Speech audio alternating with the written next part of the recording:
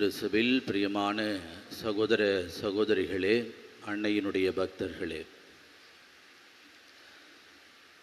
திருத்தந்தை Gregory the great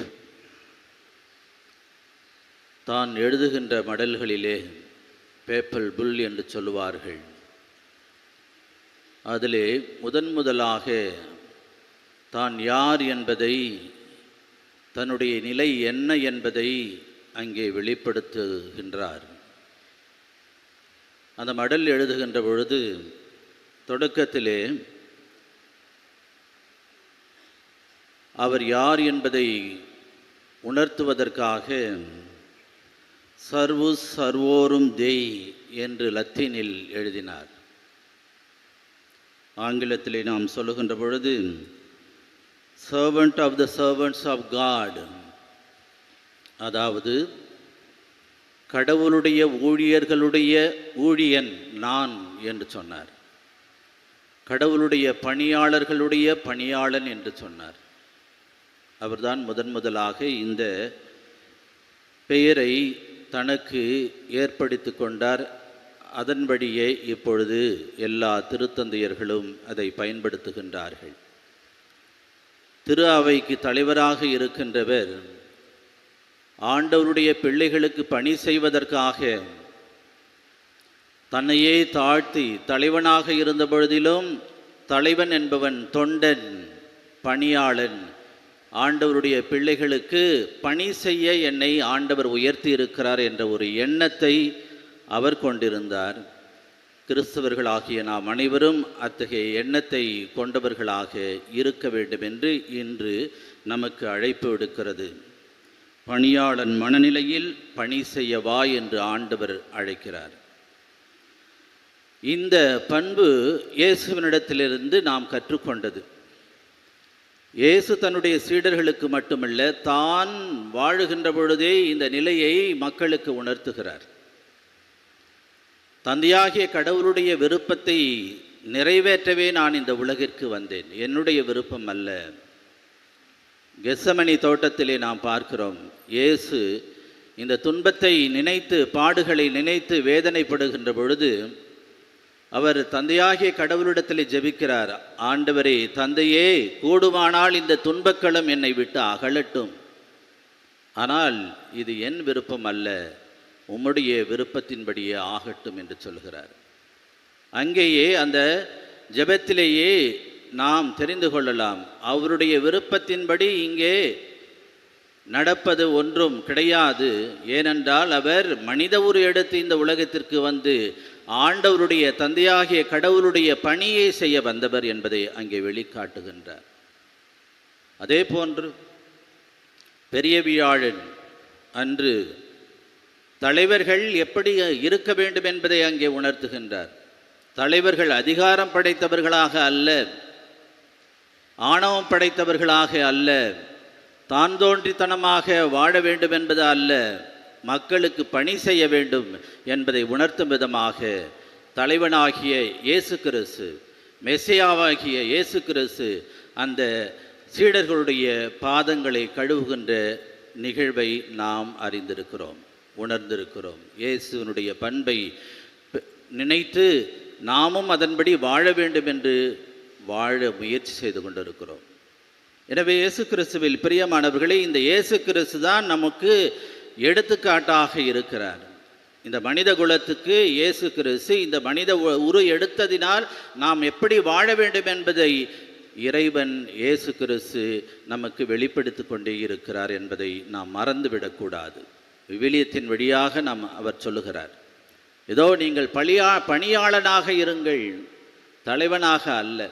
தலைவர்களாக விரும்புகின்றவர்கள் பணியை, இந்த மக்களுக்கு பணி செய்ய வேண்டும் என்று எண்ணத்திலே நீங்கள் வர வேண்டும் என்று இயேசு கிறிஸ்து இங்கே அறிவுறுத்துகின்றார்.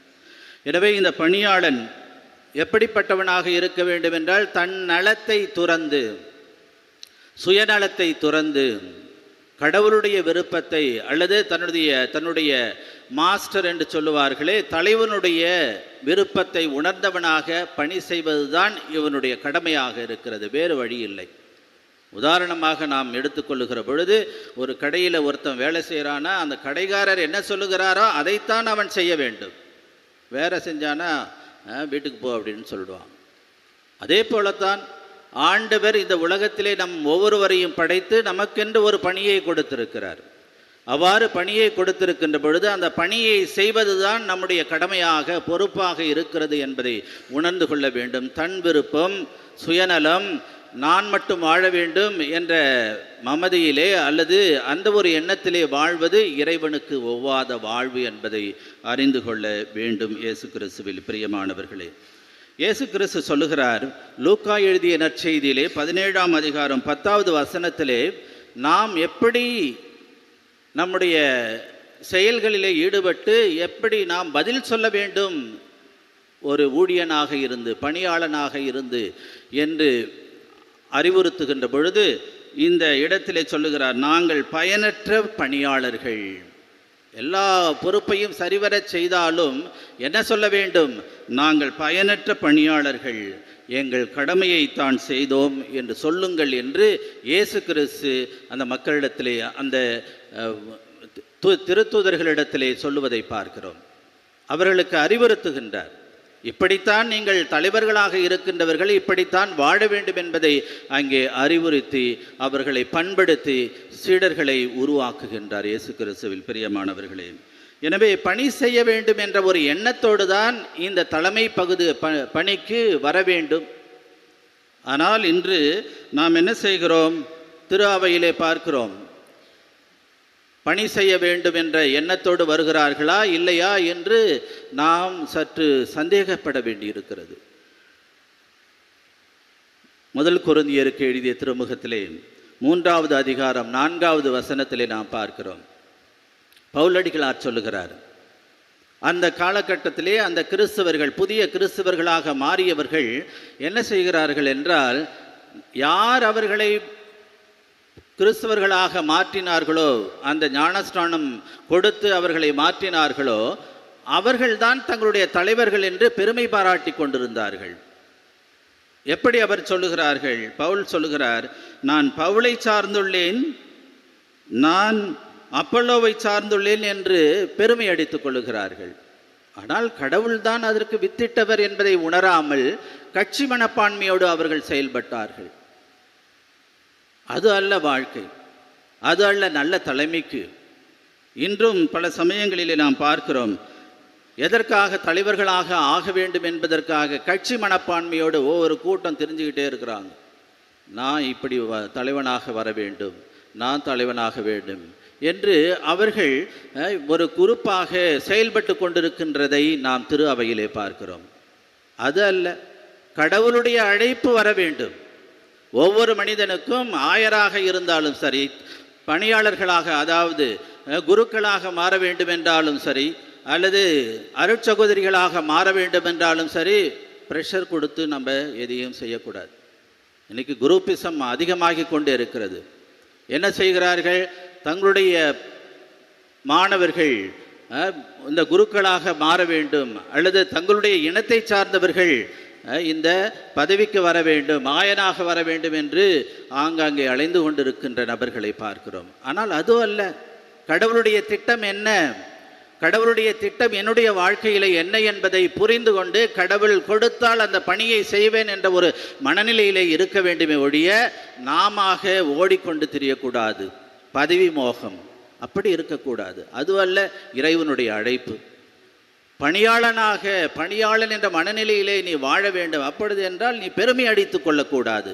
நான் தான் வர வேண்டும், நான் தான் இதற்கு தகுதியானவன் என்று சொல்லக்கூடாது. கடவுள் நம்முடைய தகுதியை பார்த்து அல்ல, மாறாக அவர் விரும்பியவரை அவர் தேர்ந்து கொள்ளுகிறார், பயிற்சி கொடுக்கின்றார், இந்த பணியினை செய் என்று சொல்லுகின்றார் என்ற அந்த விசுவாசம் எங்கே போகிறது என்று தெரியவில்லை. எனவே இயேசு கிறிஸ்துவில் பிரியமானவர்களே, the best leader is the one who is willing to serve. ஒரு நல்ல தலைவன் என்பவன் மக்களுக்கு பணி செய்ய வேண்டும் என்ற ஆர்வம் இருக்கக்கூடியவனாக இருக்க வேண்டும். அவன்தான் நல்ல தலைவன். ஏதோ அதிகாரத்திற்காகவோ அல்லது பணத்திற்காகவோ அல்லது புகழுக்காகவோ மாறுகிறவன் தலைவன் நல்ல தலைவனாக இருக்க முடியாது. எனவே அப்படிப்பட்ட நபர்களாக நாம் இருக்கிறோமா என்று யோசித்து பார்க்க வேண்டும். இது குருக்களுக்கு மட்டுமல்ல, கன்னியர்களுக்கு மட்டுமல்ல, ஒவ்வொரு கிறிஸ்தவனுக்கும் இறைவன் இந்த சிந்தனையை கொடுக்கிறார். நீங்களும் குடும்பத் தலைவர்களாக இருக்கிறீர்கள், குடும்ப தலைவியாக இருக்கிறீர்கள். அந்த தலைமை பண்பிலே எப்படி இருக்க வேண்டும் என்றால் ஒருவருக்கொருவர் அடிமையாக இருக்க வேண்டும். அன்பின் அடிமைகள் என்று ஆண்டவர் சொல்லுகிறார். கணவன் மனைவிக்கும், மனைவி கணவனுக்கும் அன்பின் அடிமைகளாக இருக்க வேண்டும். அன்பு இருந்தால்தான் அவர்களுக்கு நாம் பணி செய்ய முடியும், அவருடைய சொற்களை கேட்க முடியும். கணவன் சொல்லுகிறான், இந்த மாதிரி இதை செய்ப்பா அப்படின்னு சொல்லுகிற பொழுது, இல்லைல்ல முடியாது அப்படின்னு சொல்லலாம். ஆனால் அங்கே என்ன பார்க்கிறோம்? அங்கே அன்புக்காக என் கணவன் சொல்லுகிறான், என் மனைவி சொல்லுகிறாள். அது தப்பாக இருந்தாலும் பரவாயில்ல, அவருடைய விருப்பத்தை நிறைவேற்ற வேண்டும் என்ற அந்த ஒரு நல்ல தலைவர்களாக நாம் இருக்க வேண்டும் அந்த குடும்பத்திலே. அதே போன்றுதான் திரு அவையிலே பணியாற்றுபவர்களும். எனவே இயேசு கிறிஸ்துவில் பிரியமானவர்களே, நல்ல தலைவர்களாக உருவெடுக்க வேண்டும் என்றால் நாம் மக்களுக்கு, கடவுளுடைய பிள்ளைகளுக்கு நல்ல பணியாளர்களாக இருக்க வேண்டும் என்பதை மறந்துவிடக்கூடாது. கலாத்தியருக்கு எழுதிய திருமுகத்திலே 5ஆம் அதிகாரம் 13வது வசனத்திலே நாம் பார்க்கிறோம், ஒருவருக்கொருவர் அன்பின் அடிமைகளாயிருங்கள், அன்பின் அடிமைகளாக இருங்கள், தொண்டாற்றுங்கள். இயேசு கிறிஸ்துனுடைய ஒரு விளிம்பு என்ன, ஒரு ஆழமான கருத்து என்ன என்பதை இங்கே நாம் பார்க்கிற பொழுது, எந்த அளவுக்கு நாம் மக்களை அன்பு செய்து அவர்களுக்கு பணியாற்ற விரும்புகின்றோம் என்றால் உயிரை கொடுக்கும் அளவுக்கு, அதுதான் ஒரு கடைசி ஒரு நிலையாக இயேசு சொல்லுகிறார். உயிரை கொடுக்கும் அளவுக்கு நாம் மக்களுக்கு பணி செய்ய வேண்டும், கடவுளுடைய பிள்ளைகளுக்கு பணி செய்ய வேண்டும். எனவே அப்படி நாம் நல்ல தலைவர்களாக இருக்கிறோமா என்று சிந்தித்து பார்ப்போம். அன்னை மரியாளும் இதற்கு ஒரு சிறந்த உதாரணமாக இருக்கிறார். எப்படி? கபிரியேல் தூதர் மங்கள வார்த்தை சொல்லுகிற பொழுது, இதோ நான் ஆண்டவருடைய அடிமை என்று சொல்லுகிறார். அந்த அடிமை என்பது கடவுளுக்கு தன்னையே அர்ப்பணிக்கின்ற ஒன்றாக நாம் பார்க்கிறோம். கடவுளுடைய திட்டத்தை நான் நிறைவேற்றுபவளாக இருக்கிறேன். கடவுள் என்ன சொல்லுகிறாரோ நான் அதை என்னுடைய வாழ்க்கையிலே கடைபிடிப்பேன், கடவுளுக்காக நான் வாழ்வேன், கடவுளுக்காக நான் என் உயிரை அர்ப்பணிப்பேன் என்ற மனநிலையோடு தான் அன்னை மரியாள் சொல்லுகின்றாள், இதோ உமது சித்தத்தின்படி ஆகட்டும், நான் ஆண்டவருடைய அடிமை என்று சொல்லுகின்றார்.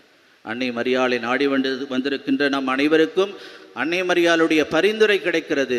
ஆனால் எப்பொழுது கிடைக்கும் என்றால் ஆண்டவருடைய அந்த வழிகாட்டுதலின்படி நாம் நடக்கிற பொழுது. மதர் தெரேசா அவர்களுடைய பணி வாழ்வை நாம் நினைத்து கொள்வோம். அவர் அந்த சபையை தொடங்கி எல்லா அனாதைகளுக்கும் ஆதரவற்றவர்களுக்கும் அவர் அந்த பணியை செய்தார். தெருவில் கிடக்கிறவங்க போயிட்டு, நீ இந்துவா, இல்லை நீ கிறிஸ்தவனா, இது முஸ்லீமா, அல்லது நீ இந்த ஜாதிக்காரனா அந்த ஜாதிக்காரனா அவர் பார்க்கல. மதர் தெரேசா என்ன செய்கிறான்? தெருவோரங்களில் செல்லுகின்ற பொழுது அவன் மனிதன், கடவுளுடைய பிள்ளை என்று அழைத்து வந்து அங்கே நோய்வாய்ப்பட்டவர்களுக்கும் அனாதைகளுக்கும் ஆதரவற்றவர்களுக்கும் அந்த நிம்மதியான வாழ்வை தந்தார், மகிழ்ச்சிகரமான வாழ்வை தந்தார். அதுதான் சிறந்த பணி. எனவே இயேசு கிறிஸ்துவில் பிரியமானவர்களை, இந்த மனநிலையிலே நாம் நல்ல தலைவர்களை உருவாக்குவோம். நல்ல தலைவர்கள் மக்களுக்காக பணி செய்யக்கூடியவர்களாக, அன்பின் அடிமைகளாக இருந்து அவர்கள் பணி செய்ய வேண்டும் என்று இந்த திருப்பலியிலே தொடர்ந்து மன்றாடுவோம். ஆமீன்.